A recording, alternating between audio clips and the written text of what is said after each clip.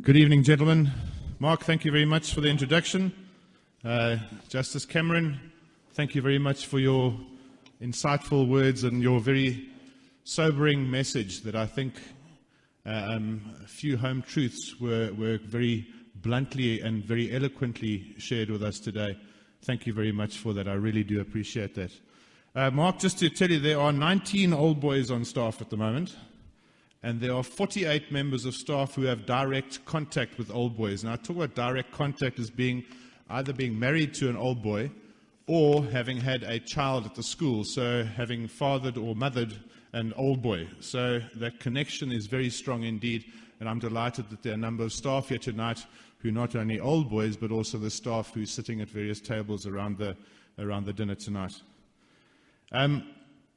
My first task, and it's not a task because it's a very pleasant function indeed, is to thank our guest speaker. When I arrived here 7 years ago, and it's hard to believe it was 7 years ago, I met Justice Cameron fairly soon in my time here, and I got to know him as being one of the most intelligent human beings that I'd ever encountered in my life. His insight, his sense of understanding, his sense of deep compassion, and other things that I admire so much about this man. He always acknowledges his roots. And there have been many conferences that Justice Cameron has spoken at, and every single time, without fail, he has acknowledged Pretoria Boys High School. And he's acknowledged the influence that this school had on his personal journey that he went through. And this is a man who, if you talk about men at the top of their games, this is a man who's at the top of their game. You don't get much better than being a person who's one of the Constitutional Court judges. And for him to acknowledge a school that he went to 40 years ago is quite remarkable. Edwin, thank you very much for what you've done for us.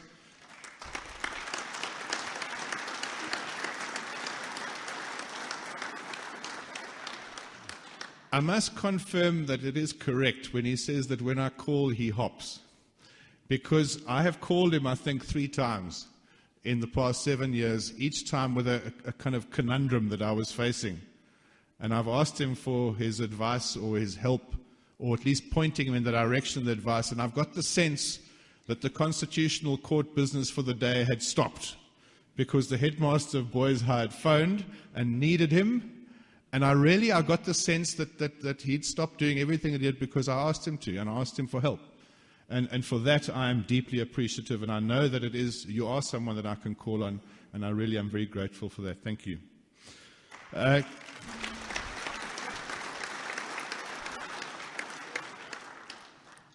Gentlemen, thank you once again for inviting me to attend the annual Old Boys Dinner. I have had, as Mark said just now, I've had a chance to address old boys around the country for this past month in Nelspruit, in Port Elizabeth, in Cape Town, and now at home.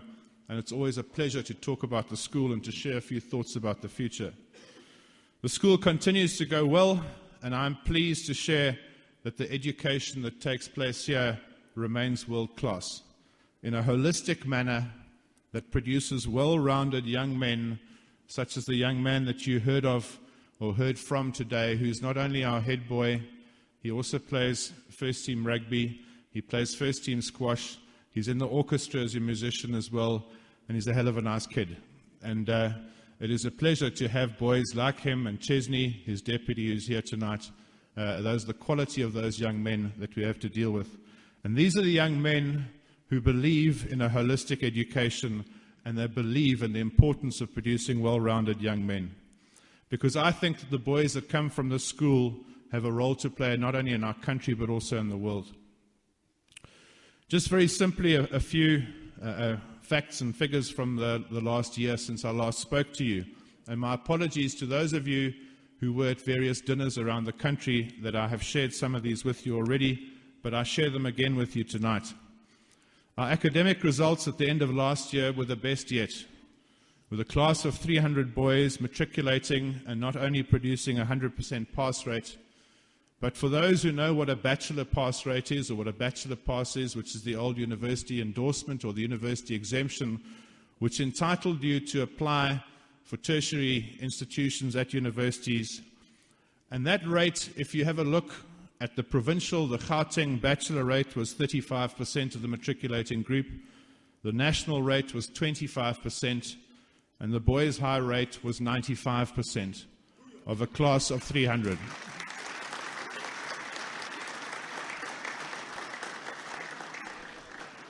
For a school to produce the numbers of potential graduates into the system is remarkable, and this is due to the insistence of the school in protecting the academic ethos and ensuring that our boys are given the best possible chance of success in life. We know that success is not just about academic ability, though, and the total school experience is what counts. And to that end, I am eternally grateful to the young men and women who are on the staff at the school, not only as teachers but also as support staff. And I pay tribute to them here tonight for the dedicated team of support for our young boys that they are, and I thank them for what they do.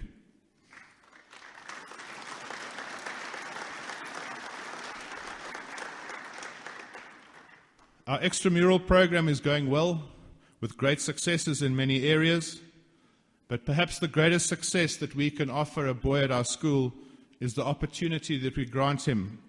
And there are few schools in the country that can boast of the offerings that we have here that allows a boy with just about any interest to find a place and to find a friend who shares his passion. This ranges from sport to music, from a flying club to gumboot dances, from public speaking to rock climbing. There's a place for just about anyone. And excellence is acknowledged in all areas, and the boys truly appreciate the successes of those who take part in these varied activities. And if our programs, be they sporting or cultural or academic, give a boy a passion for an activity that becomes lifelong, then we have done well. I often have a look at our club sports system, for example, and I say, okay, if we're at schools, are playing sport at school, what are we playing sport for? We must be playing sport to instill in the young man that we're coaching a love for the sport that we're playing. Surely, that then, the test of that success is whether that boy goes on to play that sport after school and continues to play. And I worry that we have a number of sports in our country, high-profile sports, where our club system is not as good as it should be. And it's not as good as it should be because I don't think at schools we give our boys enough enjoyment of the game to absolutely love what they're doing so that they go on to play that game after school. If we continue to put so much pressure on our boys at school to play sport, to chase wins all the time, we will lose the love of the game, and we will lose the strong basis of club sport that we should have in our country, which obviously will then carry through to our national structures. So it's almost as if we're shooting ourselves in the foot with the pressure that we're putting on boys at schoolboy level in terms of the bigger picture at the end. We need to teach our boys through our extramural program about themselves, about who they are, about working with others, about winning, about losing, about dealing with adversity and triumph. And if we can do that, we've been successful. Yesterday we held our Founders' Day Assembly, and John Smith was our honored guest there. And he had a wonderful message to the boys, a very simple message. And he said to the boys, this school will give you the best chance for you to be the best version of yourself. For you to be the best version of yourself. And in chatting to some of the boys today and whatever, I said, what did you think of yesterday's assembly? And they said, sir, it was awesome. It was just so nice to hear someone, again, as I said about Justice Cameron, John Smith, you couldn't have anybody who's not been more at the top of his game. Someone who's held a World Cup trophy that he's earned in his hands, talking to boys about saying that's not that important. What's important is to be the best version of yourself, whoever you are. And John, that was a wonderful message yesterday. It was a bit better than your golf, but thank you very much for being here with us. When we were playing golf yesterday, John had a wonderful front nine and not such a great back nine, but he was a wonderful playing companion and partner, and it was wonderful to get to know you a little bit better. And he and I were talking about something that I thought I'd share with you tonight. And I've shared it in a slightly different format at Old Boys functions before.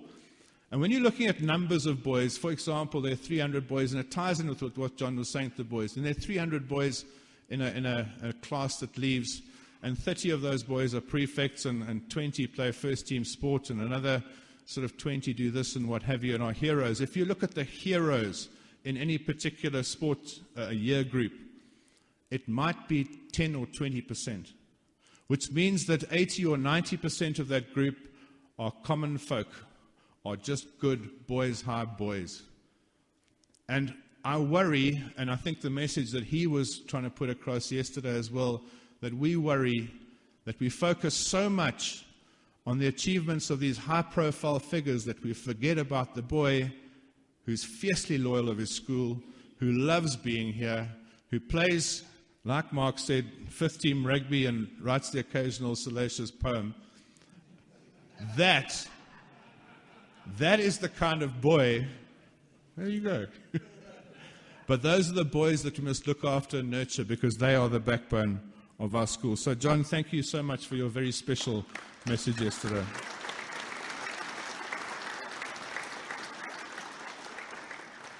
And then my thanks go to the Old Boys Association, who continue to support us, to Thomas Rundle, who leads that association and does it so well, for his personal support and the support of that as chairman of the association. Now, that support as Old Boys can be in many ways. It can be done financially, obviously, and we're sitting in a venue, a wonderful facility that was paid for largely out of donations from people such as yourselves in the fundraising effort that Bill Schroeder did over the last couple of years, for 3.5 or 4 years. And we're eternally grateful to you for that. But I am sounding a little warning bell and a little advance notice that the organization in charge of fundraising and supporting the school in terms of capital project, the Praetorian Trust, we are busy re-energizing that campaign as we speak. And the person tasked with re-energizing that is sitting right here, and that's Leon Koch, a very proud old boy of the school, a finance man, author. And Leon has been tasked with the Praetorian Trust of coming up with a strategy for us to ensure the long-term sustainability of the school.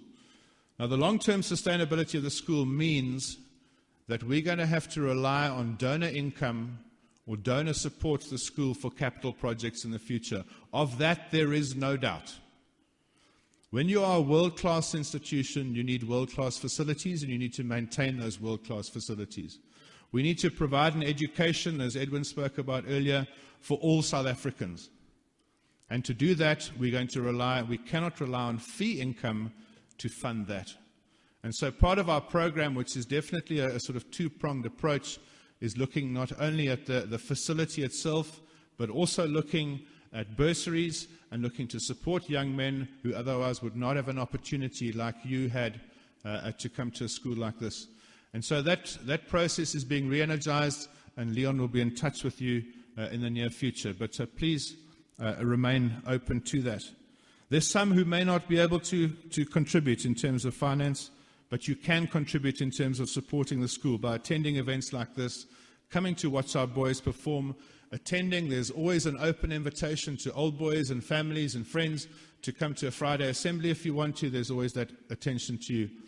But you can also support by speaking positively in public about the good that happens at Boys High.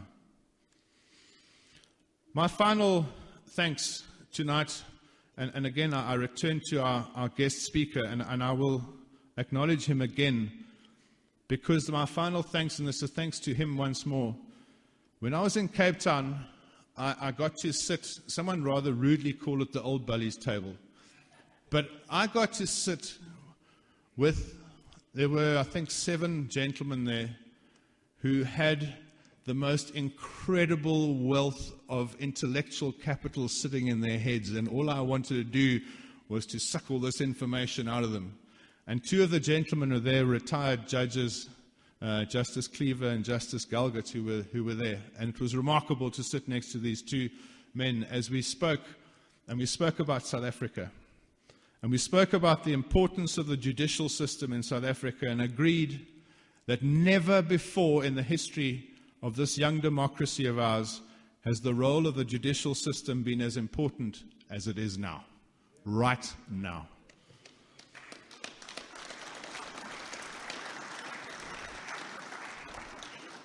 Our justice system, of which Edwin Cameron, old boy of the school and proud old boy of the school, is very much an integral part, is keeping politicians on track and is making them accountable to the law and to the Constitution.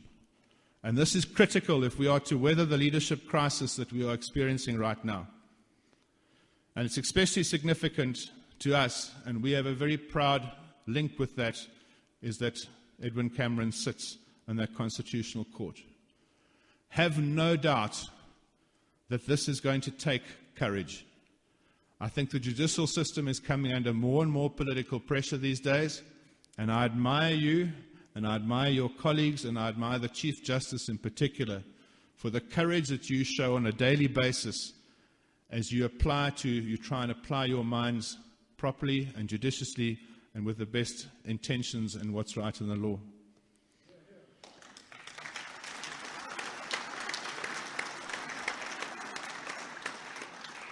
And so my final thoughts to you tonight, gentlemen. Last year, we had a great deal of time, and Edwin set me up quite nicely in that he kind of said, well, I'll present the problems and Tony's going to present the solutions.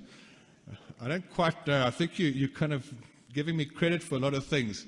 I'm going to share just one small thought with you that I hope stays with you in the same way that I hope that his address stays with you tonight as well. Last year, we had a great deal of time as a country, as institutions such as our school, and as individuals to examine our own beliefs and systems, and indeed our own prejudices, as the focus was aimed at discrimination and racism that was sparked by incidents at schools and universities across the country, and very much at home here in Pretoria Boys High. Sparked obviously by a number of incidents at Girls High and at Tuckies, but it spread very quickly to other schools. And this was a wonderful opportunity. It was a wonderful opportunity for some very painful introspection. And at Boys High, we had some very deep conversations, and we have made a number of changes that have made a difference. But throughout this whole process, the hardest part was to get people to listen. The hardest part was to get people to listen to each other. You see, because most of the time we're coming from in our dialogue and our conversation with each other, I have my point of view and I'm trying to share that point of view with you, or I'm trying to persuade you what my point of view is.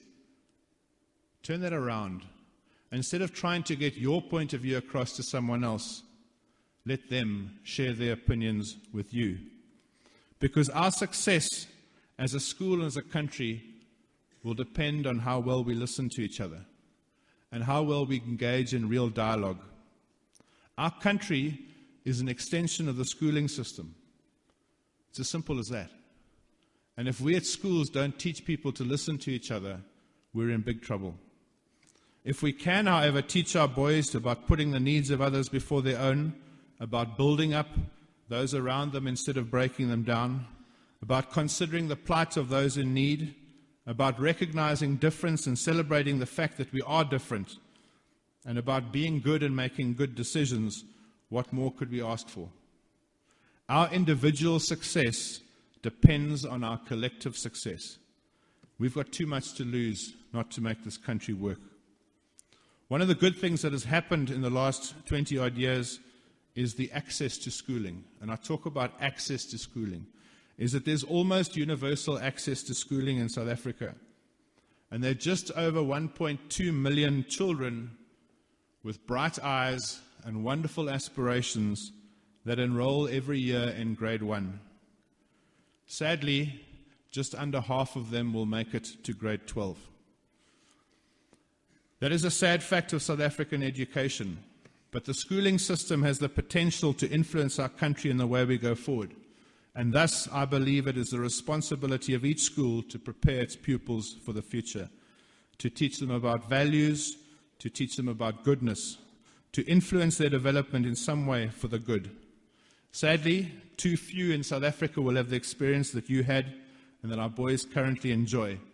But it is up to us, and it is up to those boys to use their experience to influence others.